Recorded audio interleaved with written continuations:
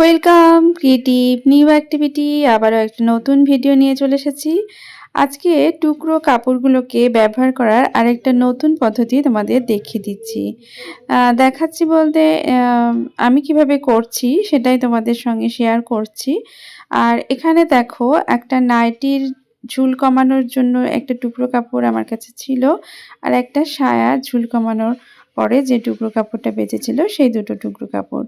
দুটোই যেহেতু সুতির কাপড় সেজন্য দুটো টুকরো কাপড়কেই আমি ব্যবহার করছি। আর তোমরা থাম্বনেল দেখে নিশ্চয়ই বুঝতে পারছো যে আমি একটা বেবি ফ্রক বানাবো। তো এটাকে কিভাবে করছি সেটাই আজকে শেয়ার করব। তো দেখো যেই দিকটা আমি সেলাই খুলেছি সেই দিকটাই জোড়া দিচ্ছি না, যেখানটায় সেলাই মানে খোলা নাই সেই দিকটা মানে জোড়া দিচ্ছি। তো এইভাবে জোড়াটা প্রথমে দিয়ে নিতে হবে। জোড়া দেওয়া কিছুই না, যেমন করে আমরা একটা কাপড়ের উপরে একটা কাপড় রেখে জোড়া দিই সেই রকমভাবেই জোড়াটা দিয়ে দিচ্ছি।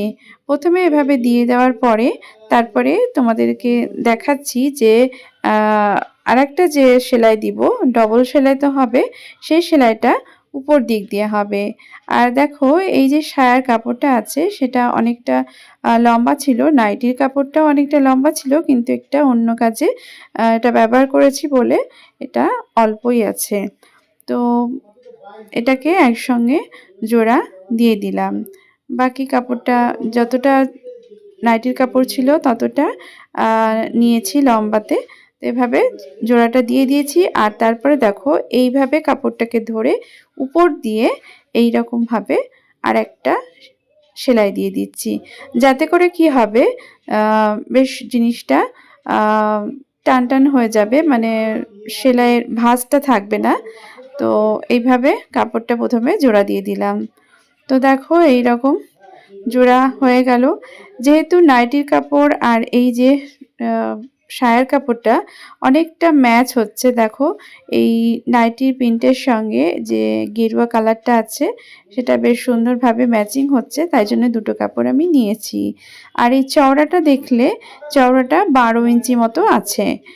আর এই যে নিচে এক্সট্রা যে কাপড়টা ছিল সেই কাপড়টাকে আমি কেটে দিলাম। আর এরপরে হচ্ছে আমার কাটিং করার পালা। আর বেবি ফ্রক কাটিং করার জন্য যে মাপটা আমার লাগবে সেটা এখানে আমি যেহেতু 1 থেকে 1.5 বছরের বাচ্চার জন্য বেবি ফ্রকটা কাটছি, তো সেজন্য আমি গলার 1.25 থেকে 2 নিলাম। এখানে 2ই আমি নিয়েছি। আর এই যে নিচের মানে পেছনের আর সামনের গলাটার মাপ আমি একটা 3 নিয়েছি, একটা 2.5 নিয়েছি। যদিও আমি পরের দিকে এটা 3ই করে দিয়েছি, কারণ প্রথমে একরকমভাবে আমি কাটছিলাম আর পরের দিকে ভাবলাম না এটা উপরের দিকে বেবি ফ্রকের ফিতা করব, কারণ বাচ্চাদেরকে জামা কাপড় পরানোটা ঝামেলা হয়। আর এই যে কাপড়ের টুকরোটা আছে এটা দিয়ে যেহেতু চওড়াটা অনেকটা কম, তো বাচ্চাদের যদি পরতে অসুবিধা হয় সেজন্য আমি এটার ঘাড়ের ফিতাই তৈরি করলাম। তো প্রথমে তো সামনের আর পেছনের গলা হিসাবে আমি কাটছিলাম, কিন্তু পরের দিকে দুটোই 3 ইঞ্চি নিয়ে নিয়েছি।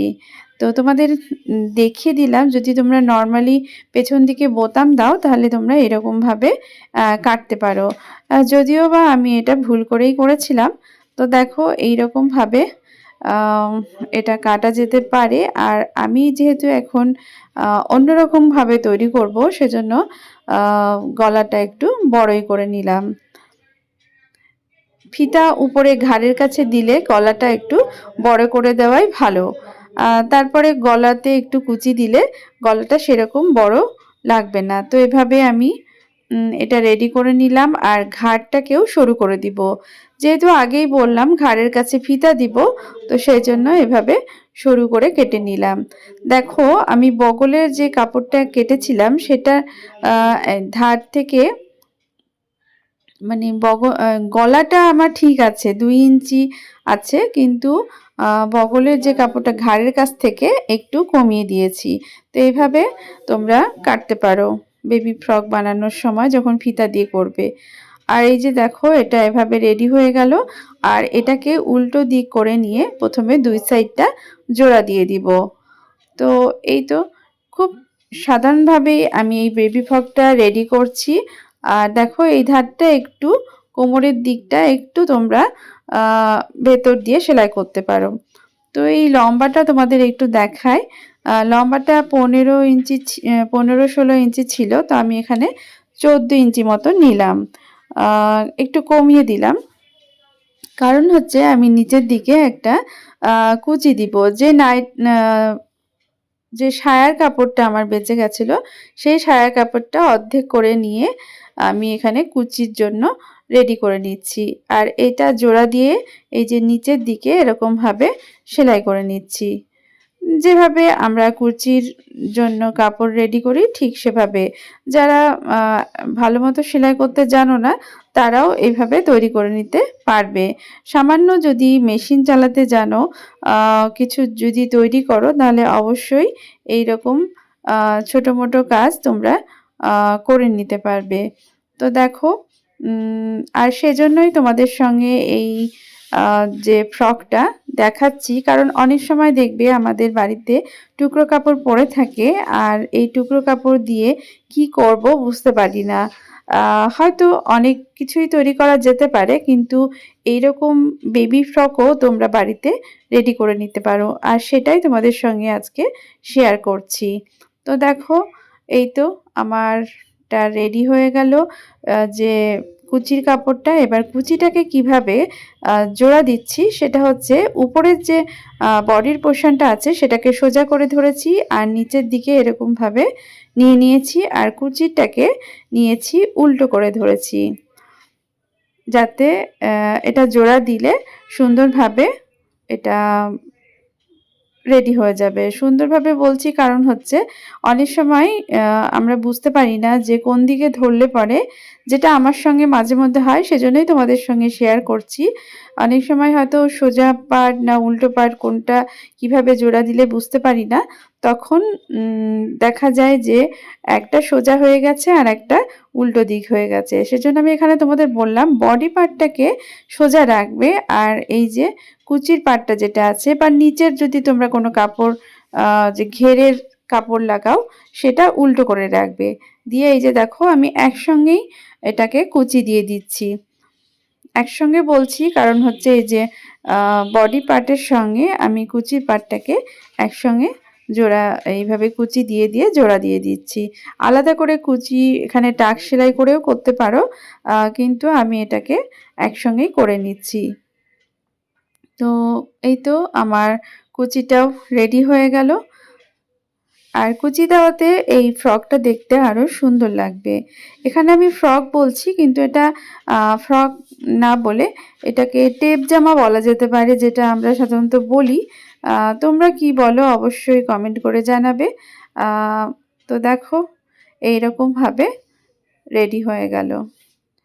তো দুটো পিস টুকরো কাপড় ছিল, আর যেহেতু কালারের সঙ্গে বেশ ম্যাচ ছিল, আর আমি এইখানে পাইপিনের জন্য আলাদা করে কাপড় রাখিনি। তো যে টুকরো কাপড়গুলো পড়েছিল সেগুলোকে জোড়া দিয়ে দিয়ে পাইপিনের কাপড় রেডি করেছি, যেটা তোমরা কখনোই ভুল করবে না। পাইপিনের জন্য আলাদা করে একটু টুকরো কাপড় রেখে দিবে। যে কুচির কাপড়টা করে রেখেছিলাম সেখান থেকেই রাখা যেতে পারতো, কিন্তু আমার খেয়াল ছিল না ঠিক। তো যাই হোক, আমি এখানে এই যে হাতের উপরে ঘাড়ের দিকটা কেটে দিলাম, এটা যেহেতু এখানে পাইপিং লাগাতে হবে। আর আমি এই যে বগলের দিকটা এইরকমভাবেই মুড়ে দিব, এখানে কোনো পাইপিং লাগাচ্ছি না। এখানে তোমরা পাইপিং লাগাতেও পারো, কিন্তু আমি এটাকে এভাবেই মুড়ে দিলাম। আর এই যে সামনের দিকে এরকমভাবে কুচি দিয়ে দিলাম 3টে করে, যেহেতু গলাটা একটু বড় আছে তো আর দেখতেও ভালো লাগবে। তো এভাবে 3টে কুচি করে আগেই কুচি সেলাই করে নিয়েছি, তারপরে এখানে পাইপিং লাগাবো। আর পাইপিংয়ের কাপড় এইরকমভাবে জোড়া দিয়ে রেডি করে নিয়েছি, আর এটাকে এইরকমভাবে লাগিয়ে দিব। তো এইরকম জোড়া জোড়া কাপড় অনেকগুলো সেলাই হয়েছে। তো তোমরা পাইপিংয়ের জন্য কিছুটা টুকরো কাপড় বাঁচিয়ে রাখতে পারো, যেটা আমার একটু ভুল হয়ে গেছে। তো যাই হোক, আমি পাইপিংটা এর উপর দিয়ে দেখো উপরের দিকে একটুখানি ছেড়েছি, যেহেতু ফিতা বাঁধার জন্য একটু লাগবে, তো সেই জন্য এইভাবে পাইপিংটা করে নিতে হবে। তো খুব সহজেই এইরকম বাড়িতে যদি টুকরো কাপড় পরে থাকে তাহলে এই ধরনের জামা বানিয়ে নিতে পারো। অনেক সময় যারা সেলাই করো তাদের কাছে তো টুকরো টুকরো কাপড় থাকে, তো এইসব টুকরো টুকরো কাপড়গুলোকে জোড়া দিয়ে কিন্তু বিভিন্ন রকম ডিজাইনের এরকম বেবি ফ্রক, টেপ জামা বানানো যেতে পারে। তো আমি তোমাদেরকে শেয়ার করব যে আমি কিছু এইরকম জামা বানিয়েছি। আসলে গিফটের পারপাসে এইরকম জামা আমি বানাচ্ছি একটা বাচ্চাকে গিফট করব বলে। তো তোমাদের সঙ্গেও শেয়ার করব কিভাবে আমি এগুলো বানাচ্ছি।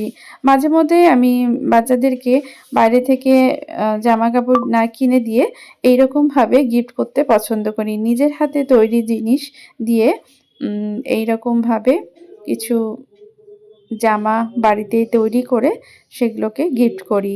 তো তোমরাও যদি চাও যে তোমাদের বাড়িতে বেঁচে যাওয়া টুকরো কাপড়গুলোকে ব্যবহার করে বা কোনো ব্লাউজ পিস যেটা তোমরা ব্যবহার করবে না সেটা দিয়েও এরকম সুন্দর সুন্দর জামা বানিয়ে নিতে পারো।